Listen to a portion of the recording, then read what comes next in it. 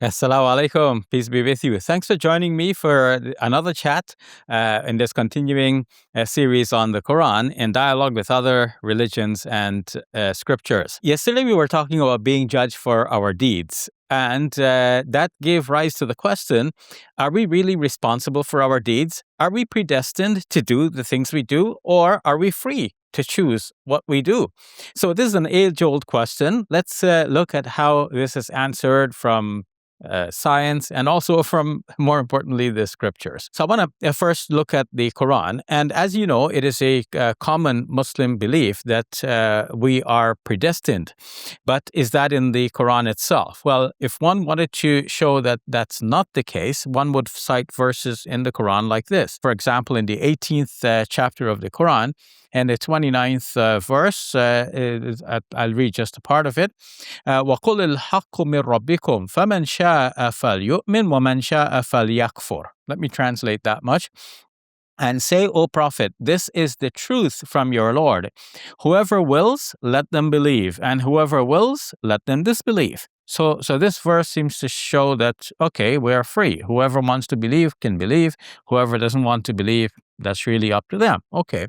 Another verse that will show that we are free is in the 47th chapter, and I'd look at the 31st verse. وَلَنَبْلُوَنَّكُمْ حَتَّى نَعْلَمَ الْمُجَاهِدِينَ مِنْكُمْ وَالصَّابِرِينَ وَنَبْلُوَ أَخْبَارَكُمْ. And we will certainly test you believers until we prove those of you who truly struggle in God's cause and remain steadfast, and reveal how you conduct yourselves. So this shows that we are being tested. In fact, if we wanted to show more and more positive verses in this regard, we'd find so many verses in the Quran that show that human beings are in this life as a test. And so naturally, we have to have the freedom to choose, and that will determine whether we pass or whether we fail. Now, it has become obviously a popular belief among Muslims that everything we do is predestined, but that comes from after the Quran, in narrations from in Hadith and in Islamic theology as it later came to be developed. But in the Quran itself, there is no clear indication that everything that we do is predestined. And those who want to prove it, though, they will cite some verses, and I want to show you an example of some of the verses that they would cite and show you why it really doesn't mean that. So, Surah 9, verse 51, for example, it says in the Arabic, قُلْ لَنْ يُصِيبَنَا إِلَّا مَا كَتَبَ اللَّهُ لَنَا هُوَ مَوْلَانَا وَعَلَى اللَّهِ فَلْيَتَوَكَّلِ الْمُؤْمِنُونَ. Say, nothing will befall us except what God has destined for us. He is our protector. So in God, let the believers put their trust. Now, one might cite this verse to say, see, nothing will befall us except that which was predestined for us. Now, let's look at the statement very carefully. In Arabic, it says, إِلَّا مَا كَتَبَ اللَّهُ لَنَا, except that which God has written for us. Now, if God has written something, that does not mean that it has to happen. If it happens, then we can look at it and say, okay, it would not have happened if God didn't write it. But that didn't mean that God wrote it. That doesn't mean that God wrote it to make sure that it will happen. So let's put it this way. As you know, every square is a rectangle, but not every rectangle is a square. In a similar way, everything that is happening has been written, but not everything that has been written has to happen. Why? Because some things may be written in a conditional way. God might write, okay, if this young person goes to this college, this person will meet a spouse and get married. So meet the person that he or she will get married to. But if this person goes to the other college, will meet another person to whom he or she will get married. So both are written, but only one will be chosen. The fact that it happens means that it is written. The fact that it is written doesn't mean that it has to happen. So this verse is not really a proof that everything we do is really predestined and we have to do exactly as we are doing. Another verse that they may cite is from Surah 54, verse number 49. And there it says, إِنَّا كُلَّ شَيْءٍ خَلَقْنَاهُ بِقَدْرٍ. And in the English translation, indeed, we have created everything perfectly preordained. Again, perfectly preordained could mean that God has preordained things in such a general way. Within those generalities, there are specifics that allow us a certain degree of freedom to move and to breathe and to make choices. And we can make choices within those broader parameters. So it doesn't mean that all of our deeds are predestined. It may mean that, yes, there may be some general outlines. We cannot go outside of those outlines, but within those outlines, we are free to go this way or that. And based on our choices, we are going to be held accountable. Lastly, I want to mention Surah 57, verse number 22. ما أصاب من مصيبة في الأرض ولا في أنفسهم إلا في كتاب من قبل أن نبرأها إن ذلك على الله يسير. No calamity or blessing occurs on earth or in yourselves without being written in a record before we bring it into being. So again, we have the concept that something is written in a record before God brings it into being. But the fact that God has written it in a record doesn't mean that he has to bring it into being. He may bring it into being if we choose that, or maybe he will withhold it if we didn't choose it. So there is nothing in the Quran that proves that everything we do is preordained or predestined by God, and making sure that we must do exactly that. No, rather, we see that there are broad parameters, and within those parameters, we are free to move and breathe and make our choices. And based on our choices, we are going to be held accountable in the life hereafter. Now, let's turn to the Bible and see how it speaks of predestination. Now, when we go to the Old Testament portion of the Bible, we see that it does not have a stark predestinarian view as we find later on in Christianity and in Islam in general, though, as I've pointed out, not in the Quran. In the Old Testament, we find in the book of Jeremiah, chapter 1, verses number 4 to 5, Jeremiah is speaking, and this is what he says. Now, the word of the Lord came to me saying, before I formed you in the womb, I knew you, and before you were born, I consecrated you. I appointed you a prophet to the nations. Now this verse might be advanced by somebody to say, well, it looks like this is preaching predestinarianism because Jeremiah was selected by God to be a prophet before he was born. So once he is born, it's preordained, he's going to be a prophet. Okay, one might grant that, but that's not to say that all of the choices that Jeremiah will make throughout his life, all of these are preordained in such a way that he has to make precisely those choices and no other. Okay, he cannot get away from being a prophet, but he's not going to be held responsible for that. God is not going to ask him, okay, well, why were you a prophet? If God already predetermined for him to be a prophet, right? So this does not prove a stark predetermination. It only shows that God has certain preordained outlines or parameters within which people can live and move and breathe and make choices. Coming to the New Testament, however, we come to a slightly different picture. We're getting more into a crass predestinarian view here. So in Romans chapter 9, verses 18 to 24, for example, this is what we read. So then, he has mercy on whomever he chooses, and he hardens the heart of whomever he chooses. So God is having mercy on some people according to God's choice, and he's hardening the heart of some people, like the Pharaoh, according to God's choice. It's nothing to do with the persons themselves. Okay, let's read on.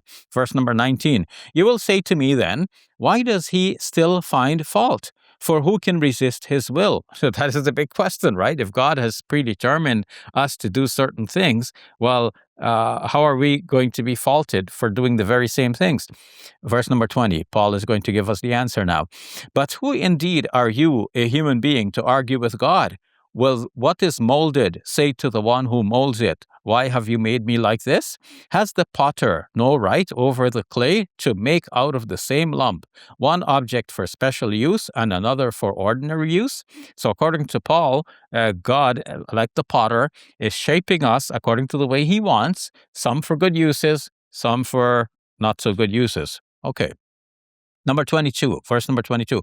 What if God, desiring to show his wrath and to make known his power, has endured with much patience the objects of his wrath that are made for destruction? So God has made some objects of his wrath for destruction, like he shaped some people intending to destroy them. And in the meantime, he is being patient, waiting for the time when he's going to destroy them. Verse number 23, and what if he has done so in order to make known the riches of his glory for the objects of his mercy, which he has prepared beforehand for glory?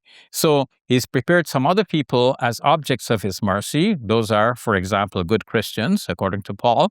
And God has prepared the other people as objects of his wrath, so that when he destroys them, that will be a good sign for the objects of his mercy. So the good Christians will hopefully be happy to see that the enemies are being destroyed. And of course, who are the good Christians? Verse number 24, including us, whom he has called, not from the Jews only, but also from the Gentiles. Now, we can go on, but you get the picture. So according to this way of presenting the idea, there is a strict determinism, and there is nothing one can do. If God has prepared some people for destruction and some people for good uses, well then those who are prepared for good will be good. Those who are prepared for destruction will do the things that will merit that kind of destruction. So we find in the world's religions, especially in the Abrahamic tradition, this emerging stark predeterminism. But in the Quran itself, we do not find that stark predeterminism or predestination. As I've pointed out, in the Quran, there are broad parameters, and within that, we have some freedom, and we're going to be judged according to the choices we make when we are free to make those choices. What about scientific predetermination?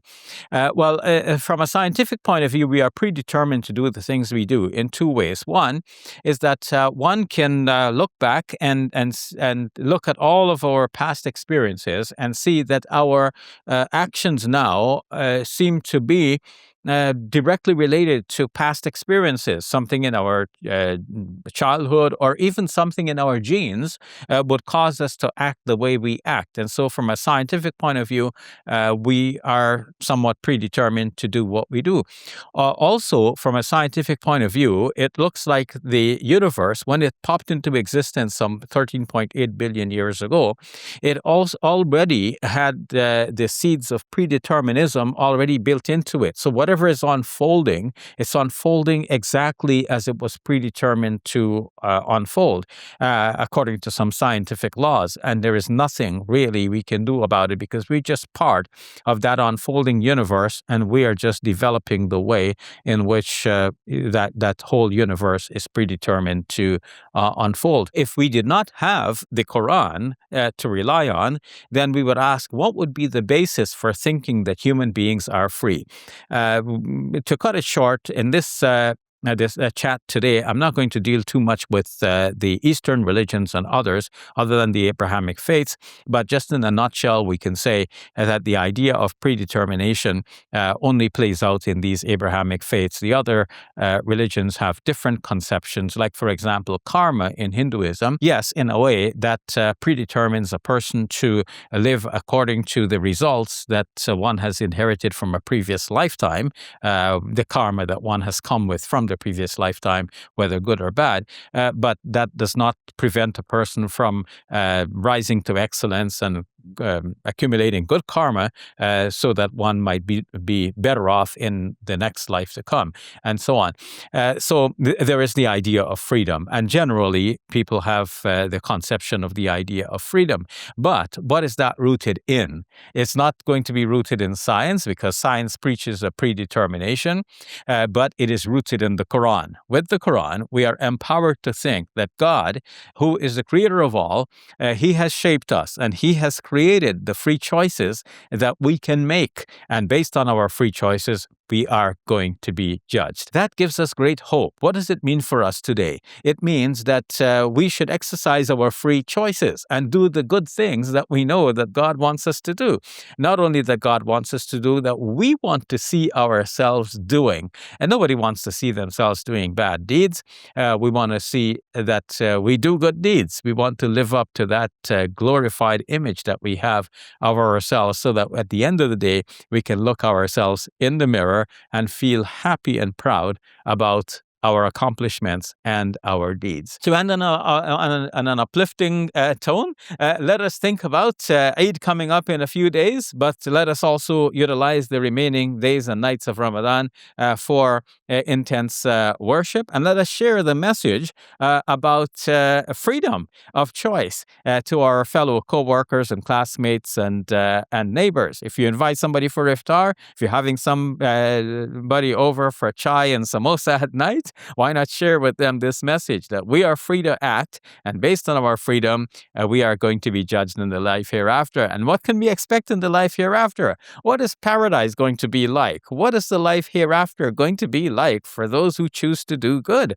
Let us find out in tomorrow's chat. So thank you for joining me today, and tomorrow we'll chat about paradise and the afterlife. In the meantime, peace be with you and the mercy and blessings of God. Assalamu alaikum wa rahmatullahi wa barakatuh.